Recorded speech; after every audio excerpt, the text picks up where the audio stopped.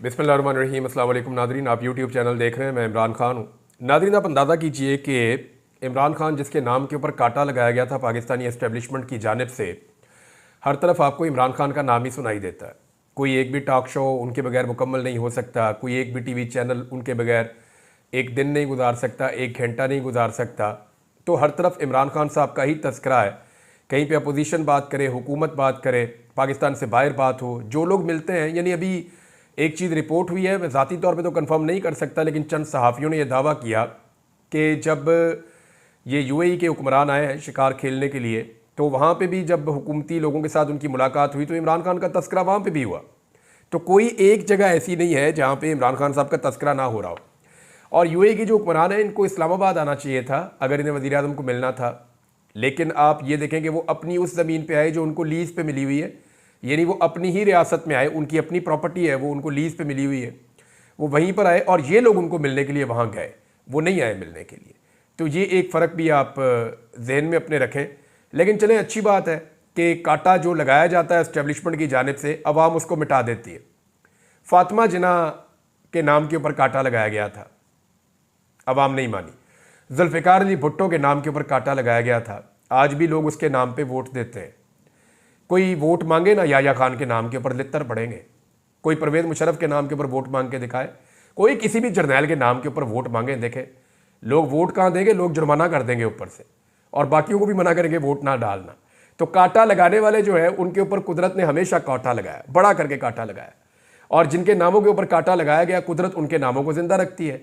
आज इमरान खान साहब भी इसी सूरत हाल का सामना कर रहे हैं। कहा गया जी इमरान खान के नाम के ऊपर रेड लाइन लग गई है, क्रॉस लगा दिया गया है, कांटा लगा दिया गया है। लेकिन अब आप ये देखें कि इमरान खान के बगैर ना सिस्टम चल पा रहा है, ना निज़ाम चल पा रहा है। हालात कहाँ पहुँच गए हैं, मैं अभी आपके सामने एक डाटा रखूँगा, आप हैरान हो जाएंगे। और ये डाटा जो है वो सरकारी आदाद-ओ-शुमार है, मैं को अपने से ज़ाती तौर पर नहीं बना रहा हूँ, आपके सामने सारी चीज़ें मैं अभी रख दूँगा। लेकिन एक चीज़ आप ध्यान में रखें कि जो हुकूमत का और अपोजिशन के बीच में जो मुज़ाकरात चल रहे थे, जिसको हुकूमत चाहती है कि वो नाकाम हो जाए, सूरत हाल ये है ना कि एस्टेब्लिशमेंट जानती है बैरूनी दबाव बढ़ता जाएगा। उसकी वजह यह है कि अब जो बाइडन का हाथ एस्टेब्लिशमेंट के सर के ऊपर नहीं है, तो इमरान खान को जिस तरह विक्टिमाइज़ किया गया, जिस तरह उसके ऊपर जुल्म किया गया, वो अब मुस्तकबिल में नहीं किया जा सकेगा। तो जब ये सिलसिला रुकेगा तो फिर इमरान खान साहब को बाहर लाना पड़ेगा। एस्टेब्लिशमेंट ये बात जानती है, लेकिन वो मशरूत रिहाई चाहती है। एस्टेब्लिशमेंट की भी वो शराइत है ना, उन्होंने अपनी इज्जत भी बचानी है, अपना मामला भी बचाना है, अपनी नौकरियाँ भी उन्होंने महफूज करनी है। तो वो इमरान खान साहब से मशरूत तरीके से आमादगी लेकर उनको रिहा करना चाहते हैं। हुकूमत चाहती है कि जितना मैक्सिमम हो सके इमरान खान साहब को अंदर रखा जाए, क्योंकि जो इमरान खान साहब की मकबूलियत है, इस मकबूलियत के आलम में अगर वो बाहर आ गए तो पाकिस्तान की सारी सियासत उनकी मुट्ठी में आ जाएगी और फैसले वो करना शुरू हो जाएंगे। अब इमरान खान साहब को अगर आप देखें तो वो शराइत मानने पर तैयार नहीं है, वो जेल में मजीद टाइम गुजारने पर भी आमादा है। अब हुकूमत मुज़ाकरात को नाकाम करने के लिए जो कमेटी है, जो मुज़ाकराती कमेटी पाकिस्तान तहरीक इंसाफ की जानिब से है, उनकी मुलाकात इमरान खान साहब से नहीं करवा रहे। हालांकि कमेटी ने मुतालबा किया बड़ा क्लियरली कि आप अब हमारी मुलाकात करवाएं ज़रा आज़ादाना माहौल में, जहाँ पे इदारों की निगरानी ना हो, जहाँ पे ऑडियो वीडियो रिकॉर्डिंग ना की जा रही हो, ताकि खुलकर अपने लीडर के साथ हम डिस्कशन करें, उन्हें बताएं जनाब कि क्या सूरत हाल है, और इमरान खान साहब के साथ खुल के हम बात करें, वो खुल के हमारे साथ बात करें, तो किसी नतीजे पर पहुँचने की कोशिश करें। और मुज़ाकरात से ही मसले का हल निकलता है, जंगों के बाद भी मुज़ाकरात ही होते हैं अल्टीमेटली। अब यहाँ पे जो आमिर मुगल साहब हैं, उन्होंने कुछ हकायक सामने रखे हैं, वैसे भी ये हकायक लिखे हुए हैं। कमेटी की जो आपस में दो कमेटियों की मीटिंग हुई थी, हुकूमती और अपोजिशन की, जो आपस में मुज़ाकराती कमेटियाँ बैठी थी, तो जो एलामिया आया था उसके बारे में मैं आपको बता रहा हूँ, तहरीरी तौर पर वो मौजूद है। और उसमें 2 जनवरी का जो मुश्तरका एलामिया था, उसको अगर आप गौर से पढ़ें तो 5 पैराग्राफ में 4 मरतबा इमरान खान से मुलाकात और इनकी हदायत की रोशनी में आगे बढ़ने का जिक्र है। यानी 4 मरतबा इमरान खान साहब का नाम लेकर कहा गया कि उनसे मुलाकात भी होगी और उनकी हदायत में आगे बढ़ा जाएगा। लेकिन हुकूमती कमेटी की बेबसी आप यहाँ से अंदाज़ा लगा लें कि अभी तक पाकिस्तान तहरीक इंसाफ मुज़ाकराती कमेटी की इमरान खान से मुलाकात का एहतमाम नहीं किया जा सका। हुकूमती लोग कह रहे हैं जी इमरान खान साहब की मुलाकात होनी चाहिए, लेकिन आपको पता ना फैसले तो कहीं और होने हैं, और फैसले जो है वो जो कमेटी बनाई हुई है उनके ऊपर भी तो नवाज शरीफ है, उनके ऊपर भी तो मरियम नवाज और शहबाज शरीफ है। तो वो इस बात को जानते हैं कि अगर हमने इन मुज़ाकरात की कामयाबी की तरफ बढ़ना शुरू कर दिया तो हमें अपनी हुकूमत से हाथ धोना पड़ जाएगा।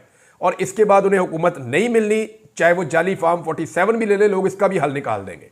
तो अब के तो लोगों को इन्होंने धोखा दे दिया है, लेकिन हर मरतबा ये हो नहीं पाएगा और ये हुकूमत भी पूरा टाइम करती हुई दिखाई नहीं दे रही। तो इस पे असद कैसर साहब ने स्टेटमेंट दिया कि अगर मुलाकात आपने नहीं करवानी तो फिर आप मुज़ाकरात को भूल जाएं, फिर मामला किसी और तरफ जाएगा। पाकिस्तान तहरीक-ए-इंसाफ वैसी एक अवामी तहरीक चलाना चाहती है और वो ये टेस्ट करना चाहती है कि जो बाइडन के जाने के बाद भी पाकिस्तान की एस्टेब्लिशमेंट उसी तरह से जुल्म, बर्बरियत और जबर को जारी रखती है, या डोनाल्ड ट्रंप की इंतजामिया इनके सर के ऊपर हाथ नहीं रखेगी और ये वो सारा कुछ नहीं कर पाएंगे जो इससे पहले इन्होंने किया। देखिए, अगर जुल्म, जबर और फस्तायत ये यहाँ पे जारी रखते हैं और जो बाइडन की तरह डोनाल्ड ट्रंप इनके सर पे हाथ नहीं रखता, तो 2-3 चीज़ें हो जाएंगी फौरी तौर पे। एक तो जो GSP प्लस का जो स्टेटस है वो आपका कॉम्प्रोमाइज़ हो जाएगा। दूसरा, अमेरिका के साथ आपकी ट्रेड, आपके ऊपर कुछ पाबंदियां लग सकती हैं, वो कॉम्प्रोमाइज़ हो जाएगा। IMF की जानिब से आपके ऊपर दबाव बहुत ज़्यादा बढ़ जाएगा। तो ये चीज़ें पाकिस्तान की हुकूमत या एस्टेब्लिशमेंट इनको बर्दाश्त नहीं कर सकती। हुकूमत के तो चलो दिमाग में ये बात होती है ना कि कुछ भी करके हम रेड़ा लगा लें, कुछ भी करके हम घसीट लें इस सिस्टम को, हम आगे बढ़ जाएं। और जो एस्टेब्लिशमेंट है उसको इस बात का आइडिया होता है कि भाई इन्होंने तो सियासत करनी है और इनके ऊपर तो केसेस बने हुए हैं। मुल्क कैसे चलेगा अगर IMF काम नहीं करेगा और मगरबी ममालिक को आप पूरी तरह नाराज़ कर लेंगे, तो आपकी एक्सपोर्ट्स भी बहुत बुरी तरह मुतासर हो जाएंगी। अब इसमें एक बड़ा हौसला अफजा स्टेटमेंट है जो उमर अयूब साहब ने दिया और उन्होंने बड़ा क्लियरली कहा कि इमरान खान साहब ने जो ज़ाती तौर पे उनके ऊपर जुल्म और जबर किया गया है, उस हवाले से इमरान खान साहब ने ऐलान किया है कि मैंने पाकिस्तान की खातिर सबको माफ़ कर दिया। ये उमर अयूब साहब ने एक बड़ा दावा किया, लेकिन साथ ही साथ उन्होंने मुतालबा किया है कि इमरान खान साहब से जो हमारी मुलाकात है वो करवाई जाए और वो आज़ादाना माहौल में करवाई जाए। वहाँ पे जो इदारे हैं वो मौजूद नहीं होने चाहिए, उनकी गैर मौजूदगी में ये मुलाकात हमारी करवाई जाए। अब इमरान खान साहब की जानिब से आम माफ़ी का जो ऐलान है वो उनके ज़ाती मामलात के हवाले से है, जैसे उनके ऊपर कीचड़ उछाला गया, उनके ऊपर झूठे मुकदमात बनाए गए, जेल के अंदर उनको सताया गया, उन्हें तंग किया गया, उन्हें एक छोटे से सेल के अंदर बंद कर दिया गया, बाहर आने से मना कर दिया गया, कभी लाइट बंद कर दी गई, कभी सर्दी के अंदर उनको छोड़ दिया गया। अभी भी जो उनकी बहन है उन्होंने 3 बड़ी शिकायतें की हैं। अलीमा खान साहबा ये कहती हैं कि दुश्मन जो है वो कमीना नहीं होना चाहिए। ये इमरान खान साहब कहते हैं कि आपका दुश्मन हो कोई बात नहीं, लेकिन दुश्मन कमीना नहीं होना चाहिए। तो इमरान खान साहब के जो मुखालिफिन है या दुश्मन है वो कमीनगी की हद पर उतरे हुए हैं, ये अलीमा खान साहबा ने कहा। क्योंकि 3 ऐसे मुतालबात हैं जो इमरान खान साहब बार बार कहते हैं और ये बुनियादी ज़रूरत की चीज़ें हैं, इमरान खान साहब की बात नहीं मानी जाती। नंबर 1, इमरान खान साहब का जो ज़ाती मुआलिज है उन तक इमरान खान साहब को एक्सेस नहीं दी जाती। बार बार उनकी फैमिली कोशिश करती है, उनकी जानिब से ये कहा जाता है, लेकिन ज़ाती मुआलिज को इमरान खान साहब तक रसाई नहीं दी जाती। नंबर 2, इमरान खान साहब की उनके बच्चों से बात नहीं करवाई जाती। जमाइमा ने कुछ अर्सा पहले कहा था कि उनके बच्चे डिस्टर्ब हैं इस वजह से कि उनके वालिद को बेगुनाह जेल में डाला गया। इमरान खान साहब भी अपने बच्चों से बात करना चाहते हैं, हालांकि जेल मैनुअल के अंदर इसकी इजाज़त होती है, लेकिन इमरान खान साहब को उनके बच्चों से बात नहीं करने दी जा रही। नवाज शरीफ साहब का पूरा ख़ानदान जो है, पूरा का पूरा टब्बर जेल में जाता था मिलने के लिए, बच्चों के बच्चे भी जाते थे, छोटे बच्चे, बड़े बच्चे, उनके बच्चे सारे जाते थे जेल में। लटरम पटरम उधर रौला पड़ा हुआ होता था, मियाँ साहब ने तो पूरा मेला लगाया हुआ होता था, तो मियाँ साहब की तो जेल भी घर जैसी थी। लेकिन इमरान खान साहब के बेटे हैं, उनसे उनकी बात नहीं करवाई जाती और वो कोशिश करते हैं लेकिन फिर भी बात नहीं होती। तीसरा, इमरान खान साहब अपनी किताबें मांगते हैं, उसमें भी परेशान किया जाता है। 3 ही चीज़ें जो इमरान खान साहब डिमांड करते हैं कि जनाब मेरे बच्चों से मेरी बात करवाएं, मुझे मेरी किताबें मुहैया की जाएँ। जो मेरा अपना ज़ाती मुआलिज जब 72 साल का आदमी है, बेशक वो अपने आप को कितना भी फिट रखे एक्सरसाइज करके, लेकिन फिर भी उसके अपने मुआलिज से जब वो मिलते हैं तो उनको उससे इत्मीनान मिलता है कि मेरी अपनी फ़िज़िकल कंडीशन क्या है और मैं अपने आप को कैसे बेहतर कर सकता हूँ। तो इमरान खान साहब अपने ज़ाती मुआलिज से मिलना चाहते हैं, अपने बच्चों से बात करना चाहते हैं और वो किताबें पढ़ने के लिए अपनी किताबें मांग रहे हैं। और इन तीनों चीज़ों में उनको परेशान किया जाता है, ये तीनों चीज़ें उन्हें नहीं दी जाती। तो इसलिए इमरान खान साहब कहते हैं कि दुश्मन बेशक मिल जाए लेकिन कमीना दुश्मन नहीं मिलना चाहिए। अब नाजरीन, बार बार ये कहा जाता है कि पाकिस्तान में महंगाई कम हुई है, इसके ऊपर हम एक सर्वे करवा रहे हैं, आने वाले दिनों में आपको दिखाएंगे कि महंगाई कितनी कम हुई है। लेकिन हुकूमत का जो पसंदीदा इदारा है द न्यूज़, उसने जनाब सर्वे जो करवाया, उस सर्वे के मुताबिक पाकिस्तान में महंगाई कम नहीं हुई बल्कि पाकिस्तान में महंगाई बहुत ज़्यादा बढ़ी है। यानी जो चीज़ें जिनकी कीमतें बढ़ गई, सब्जियों की कीमतें बढ़ गई, गोश्त की कीमतें बढ़ गई, फलों की कीमतें बढ़ गई, चावल, चीनी और दालों की कीमतें बढ़ गई, घी की कीमतें बढ़ गई, तो कौन सी चीज़ ऐसी है जिसकी कीमत नहीं बढ़ी? बिजली की कीमत पहले ही इन्होंने बढ़ा के 16 रुपये से यूनिट उठा के 60 से 70 रुपये तक ये ले गए, तो बिजली की कीमत बहुत ज़्यादा बढ़ गई है। गैस की कीमतों में जो इजाफा हुआ है गुज़िश्ता एक साल में, वो 980% तक हुआ है। यानी अगर आप इसको वैसे देखें तो 1000% तक का इजाफा तकरीबन जो है वो गैस की कीमतों में भी कर दिया गया है। आप गैस इस्तेमाल करें या ना करें, आपको जो मीटर का रेंट आता है ना, वही इतना ज़्यादा है कि गरीब आदमी को पहले इतना बिल नहीं आता था। तो हर चीज़ की कीमत में बहुत ज़्यादा इजाफा हुआ। और ये रिपोर्ट मैं नहीं कह रहा, या द न्यूज़ दे रहा है, और द न्यूज़ की जो रिपोर्ट है वो हुकूमत को हमेशा से बड़ी पसंद होती है। तो द न्यूज़ की रिपोर्ट के मुताबिक पाकिस्तान में महंगाई की शरह में नया साल आते ही बहुत ज़्यादा इजाफा हुआ है। हालांकि हुकूमत दावे कर रही है कि महंगाई में इजाफा नहीं हुआ। अब आपके सामने मैं एक डाटा रखता हूँ नाज़रीन, कि इस वक्त जो पाकिस्तान में टैक्स लिया जा रहा है हुकूमत की जानिब से, वो सबसे ज़्यादा टैक्स है। यानी इतना टैक्स पाकिस्तान की किसी हुकूमत ने नहीं बढ़ाया जितना टैक्स पाकिस्तान की मौजूदा हुकूमत ने बढ़ा दिया है। हर चीज़ के ऊपर टैक्स लगा दिया है, जिसकी वजह से पाकिस्तान में महंगाई बहुत ज़्यादा है। यानी लेवी टैक्स लगा दिया, और पता नहीं कौन कौन से टैक्स लगा दिए, विद होल्डिंग टैक्सेस लगा दिए, और जो टैक्सेस ऑलरेडी लगे हुए थे उनकी शरह में बहुत ज़्यादा इजाफा कर दिया। तो हर चीज़ पर पाबंदी लगाई गई, फिर टैक्सेस जो है उनको बढ़ाया गया। तो इस वक्त जो हुकूमत है वो सबसे ज़्यादा टैक्सेस आवाम से वसूल कर रही है, लेकिन इसके बावजूद टारगेट पूरा नहीं हो रहा। टारगेट इसलिए पूरा नहीं हो रहा कि अवाम ने अपनी एक्टिविटी रोक दी है। जितनी ज़्यादा इकोनॉमिक एक्टिविटी होती है उतना ज़्यादा हुकूमत को टैक्स मिलता है। मिसाल के तौर पे अगर आपके पास 100 रुपये का एक नोट है और इस नोट को आप सर्कुलेट कर रहे हैं मार्केट में, तो ये जितनी दफ़ा मार्केट का चक्कर लगाएगा उतनी दफ़ा टैक्स का पैसा हुकूमत को मिलेगा।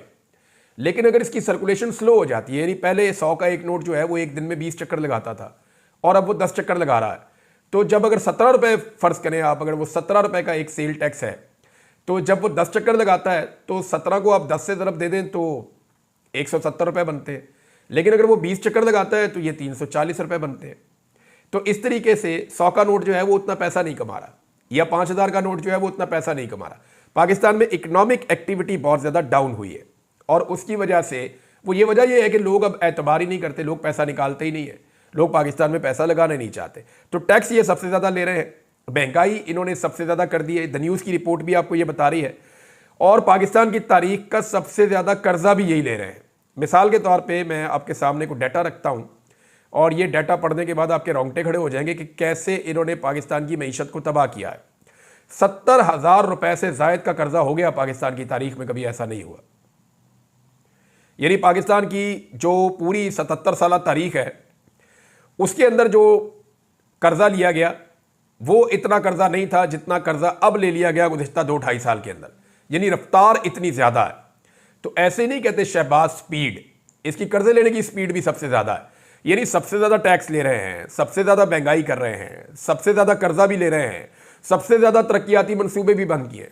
खैबर पख्तूनख्वा के 90 बड़े मनसूबे बंद कर दिए इन्होंने, और बहुत सारी जगहों पे बहुत सारे मनसूबे, तालीमी मनसूबे बंद किए, हेल्थ के मनसूबे बंद किए, एनर्जी के मनसूबे बंद किए, इंफ्रास्ट्रक्चर के मनसूबे बंद किए। ये वो सारे मनसूबे हैं जो इमरान खान साहब के दौर के अंदर चल रहे थे। नंबर 1 सबसे ज़्यादा टैक्स लिया, नंबर 2 सबसे ज़्यादा महंगाई की, नंबर 3 सबसे ज़्यादा कर्जा भी लिया। इतना पैसा इकट्ठा करने के बावजूद तरक्याती मनसूबे भी बंद कर दिए। तो पैसा जा कहाँ रहा है? क्या इस सवाल का कोई जवाब देगा? ज़र मुबादला के ज़खायर भी नहीं बढ़ रहे, या तो पैसा वहाँ जमा हो रहा हो कि जनाब पाकिस्तान के ज़र मुबादला के ज़खायर बहुत ज़्यादा बढ़ रहे हैं। अभी जितने इमरान खान साहब छोड़ कर गए थे आज से 2.5 साल पहले, उसके करीब भी ये नहीं पहुंचे। 3.25 साल हो गए। इमरान खान साहब जितने ज़र मुबादला के ज़खायर छोड़ के गए थे, ये हुकूमत उसके करीब भी नहीं फटकी। तो ये सारा पैसा जा कहाँ रहा है, इसका जवाब कोई नहीं दे रहा। इदारे भी ये बेच रहे हैं, पाकिस्तान के सोने और तांबे के ज़खायर भी ये ओने पोने बेच रहे हैं। तो जब इतना सारा पैसा पूरी दुनिया से ये इकट्ठा करने का कह रहे हैं, इतना सारा कर्जा इन्होंने ले लिया, तो ये कर्जा और ये पैसा ये जा कहाँ रहा है, इसके बारे में कोई इंफॉर्मेशन नहीं मिल रही। अब इसमें जो है वो अद्वियात की कीमतें गुज़िश्ता 1 साल में कुछ 200% से ज़्यादा बढ़ गई हैं पाकिस्तान में। बेरोज़गारी पाकिस्तान में बढ़ गई है, नौजवान जो है मुल्क छोड़ छोड़ कर जा रहे हैं। इवन जो इंसानी स्मगलर हैं वो इससे फ़ायदा उठा रहे हैं, पाकिस्तानी नौजवानों से पैसा लेकर वो कश्तियों में बैठा बैठा के यूरोप पहुँचाने की कोशिश कर रहे हैं। पिछले दिनों जो हादसा हुआ यूनान के करीब, उसमें आपने देखा कितने पाकिस्तानी जो है वो जाँ बहक हो गए। तो ये सिर्फ मायूसी है। नौजवान कहते हैं निकलो इस मुल्क से, जान को खतरे में डालना पड़े कोई बात नहीं, अगर जान जाती है जाए, लेकिन यहां से निकलो, क्योंकि यहां पे कोई मुस्तकबिल नहीं है। उसकी वजह यह है कि यहां हुकूमत कोई पॉलिसी नहीं दे रही, हुकूमत किसी किस्म की तरक्की नहीं कर रही, और हुकूमत सिर्फ 2 नंबरियां कर रही है, यानी टिप टॉप कपड़े पहन के मीडिया पे आके शो करते हैं जनाब पाकिस्तान बहुत अच्छा चल रहा है। तो आपके कहने से तो पाकिस्तान अच्छा नहीं चल रहा। एक शोबा ऐसा था जिसमें पाकिस्तान तरक्की कर रहा था परवेज मुशर्रफ के दौर से, और ग्रेजुअली पाकिस्तान ऊपर जा रहा था। अगर कोई हुकूमत कोई रोल प्ले ना भी करती, तब भी जो आईटी का शोबा था उसमें पाकिस्तानी नौजवान मिलकर इतनी तेजी से आगे जा रहे थे कि उसके अंदर अरबों डॉलर पाकिस्तान में आ सकते थे। अब वहां पे भी यानी इतना बड़ा नुकसान, सैकड़ों अरब का नुकसान कर दिया पाकिस्तान का इस हुकूमत ने, सिर्फ अपनी जिद पूरी करने के लिए कि जनाब हमारे ऊपर तनकीद होती है तो हम इंटरनेट ही बंद कर देंगे, हम सोशल मीडिया ही बंद कर देंगे, हम वीपीएन ही बंद कर देंगे। ये इन्होंने गंद मारा और उसके नतीजे में 1.62 अरब डॉलर्स पाकिस्तान के डूब गए। ये पैसा पाकिस्तान में आना था, लेकिन ये पैसा पाकिस्तान में नहीं आया, और पाकिस्तान में ना आने की वजह हुकूमत की गलत पॉलिसी, डेटाई, बेशर्मी और नाअहली है, नालायकी है, और ये नालायकी अभी भी जारी है। अब इस वक्त एक नई चीज़ आई है नाज़रीन मेरे सामने, मैं आपके साथ शेयर कर दूं कि ISPR को हर साल 1.6 अरब रुपया दिया जाएगा, जबकि अभी 2 अरब रुपए की ग्रांट उनकी मंजूर की जा रही है। वजह क्या है जी? जाली खबरों से लड़ना ISPR ने। ये काम तो मुफ्त होता था। ISPR के जो मेरे दोस्त हैं, जो वहाँ पे DG साहब हैं, वो ज़रा अपने ज़हन पे जोर दें ना, उनके आने से पहले ये काम मुफ्त नहीं होता था। क्या पाकिस्तानी दुनिया भर में जो पाकिस्तान के खिलाफ प्रोपेगेंडा होता था उसका खुद जवाब नहीं देते थे? क्या पाकिस्तानी डट कर मुकाबला नहीं करते थे पूरी दुनिया के सोशल मीडिया का या मीडिया का या वहाँ पे चलने वाले प्रोपेगेंडा का? तो ये अरबों रुपया तो नहीं लगाना पड़ता था आपको, ये तो पाकिस्तानी खुद खड़े होकर करते थे। लेकिन फिर क्या हुआ कि पाकिस्तानी अब ये काम नहीं कर रहे, आपको पैसा खर्च करना पड़ रहा है। आप पैसा खर्च करके देख लें, ये नहीं होगा। अगर पैसे के साथ ये होता तो बहुत पैसा था जो बाइडन के पास, जो बाइडन के पास बेशुमार पैसा था, वो अमेरिकी सदर था। लेकिन मीडिया सारा का सारा सोशल मीडिया खड़ा हो गया डोनाल्ड ट्रंप के साथ, हालांकि वहां इतना पैसा भी इन्वॉल्व नहीं था। तो सोशल मीडिया एक्चुअली वहां खड़ा होता है जहां लॉजिक होती है। लोग जिस तरफ जाना चाहते हैं उसी तरफ जाते हैं। जितना मर्जी आप पैसा लगाएं, ये हो नहीं पाएगा। आपको पाकिस्तानियों की सपोर्ट चाहिए होगी, और उसके लिए आपको पाकिस्तानियों की साइड पर आकर खड़ा होना पड़ेगा। जब से पाकिस्तान की मिलिट्री एस्टेब्लिशमेंट ने चोरों और डाकुओं का साथ दिया, जब से पाकिस्तान की मिलिट्री एस्टेब्लिशमेंट ने सियासत के अंदर मुदाखलत करते हुए एक हुकूमत को बाहर निकाल के दूसरी हुकूमत को लाकर बिठाया, हालांकि ये काम मिलिट्री एस्टेब्लिशमेंट 70 साल से कर रही है, लेकिन इस मरतबा जिस आदमी के खिलाफ ये काम किया गया वो पत्थर का बना हुआ आदमी है, वो बहुत मजबूत आदमी है, वो डट कर खड़ा हो गया, कौम उसके साथ खड़ी हो गई। इससे पहले जितने भी लोगों के साथ ये काम किया गया वो झुक जाते थे, डील कर लेते थे। लेकिन इस मरतबा मिलिट्री एस्टेब्लिशमेंट ने एक ऐसे आदमी को छेड़ दिया है जो आदमी जेल से बाहर आने की भी कुछ जल्दी नहीं कर रहा। वो बंदा कह रहा है कोई बात नहीं है, ठीक है, मैं सामना करूंगा, और हकायक पूरी कौम के सामने लेकर आ गया। अब इस वक्त पाकिस्तान की मिलिट्री एस्टेब्लिशमेंट को वो सपोर्ट पब्लिक से नहीं मिल रही जो पहले मिलती थी, तो ISPR को अब अरबों रुपया खर्च करना पड़ेगा, जो काम पहले मुफ्त में होता था। और मैं आपको एक बात बता दूं कि अरबों रुपया खर्च करके भी ये काम नहीं होगा। अल्टीमेटली पाकिस्तान के इदारों को पाकिस्तान की आवाम की बात माननी पड़ेगी, अपनी आवाम के सामने सरेंडर करना पड़ेगा, अपनी आवाम के मुताबिक अपनी पॉलिसीज बनानी पड़ेंगी, तब आवाम की सपोर्ट उनको वापस मिल जाएगी, और फिर 1 रुपया भी नहीं लगेगा, काम खुद ही होना शुरू हो जाएगा। नाज़रीन, फौजी अदालतों के हवाले से जो आईनी बेंच है वहां पे समाअत हुई है। मेरे 2 बड़े बुनियादी सवालात हैं। एक ये है कि आईनी बेंच ने ही कहा था ना कि फैसले सुना दें फौजी अदालतें, और फौजी अदालतों ने जब फैसले सुनाए तो यही कहकर सुनाए ना कि जी हमें अदालत ने इजाज़त दी है तो हम ये फैसले सुना रहे हैं।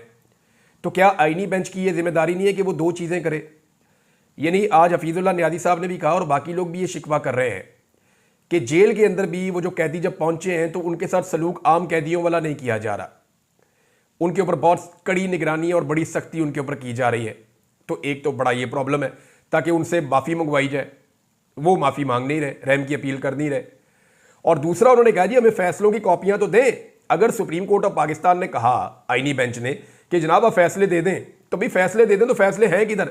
कम से कम आईनी बेंच की ये रिस्पॉन्सिबिलिटी तो है कि फौजी अदालतों को कहें जी इनकी फैसलों की कॉपियां दें ताकि ये अपीलों के अंदर जाएं, और फिर इस बात को भी तय करें कि फौजी अदालत में सिविलियन का ट्रायल हो सकता है या नहीं हो सकता। ये वैसे होना नहीं चाहिए और ये हो भी नहीं सकता। नाज़रीन, कुछ चीज़ें मुझे आपके सामने रखनी है कि पाकिस्तान के मीडिया को बड़े शिकवे हैं पाकिस्तान तहरीक इंसाफ से या आम पाकिस्तानियों से कि आम पाकिस्तानी बदतमीज़ी करते हैं, या आम पाकिस्तानी जो हैं वो इस तरह की बातें करते हैं पाकिस्तानी मीडिया के बारे में कि उन्हें वो कहते हैं कि ये बुग़्ज़ी हैं, ये माफिया है, ये मुनाफिक हैं, ये लफाफा खोर हैं, 2 नंबर है, बरूपी हैं, और बहुत सारे इल्काबात से नवाजते हैं। ये इन अलकाबात से क्यों नवाजा जाता है, मैंने पूरी एक रिपोर्ट तैयार की है, मैं अगले वीलॉग में आपके सामने रखूंगा। लेकिन खैबर पख्तूनख्वा की हुकूमत की कारकर्दगी पे मुजम्मल असलम साहब ने जो एक डाटा शेयर किया है कि उन्होंने कर्जा भी उतारना शुरू कर दिया है, उन्होंने पेंशन्स का भी बंदोबस्त कर दिया है, 40 अरब वहाँ पे भी जमा किया है और उनके पास 3 महीने की सरप्लस तनख्वाहें भी मौजूद हैं। कोई सूबा ऐसा नहीं कर पाया, ना वफाक ऐसा कर पाया। दहशतगर्दी के बावजूद, बुरे तरीन हालात के बावजूद खैबर पख्तूनख्वा ने बेहतर परफॉर्म किया है, तो उन्हें तो शाबाश मिलनी चाहिए। लेकिन DGISPR उनकी गवर्नेंस के ऊपर बात कर रहे थे। अब तक के लिए इतना ही। अपना ख्याल रखिएगा, अपने इस चैनल का भी। अल्लाह हाफ़िज़।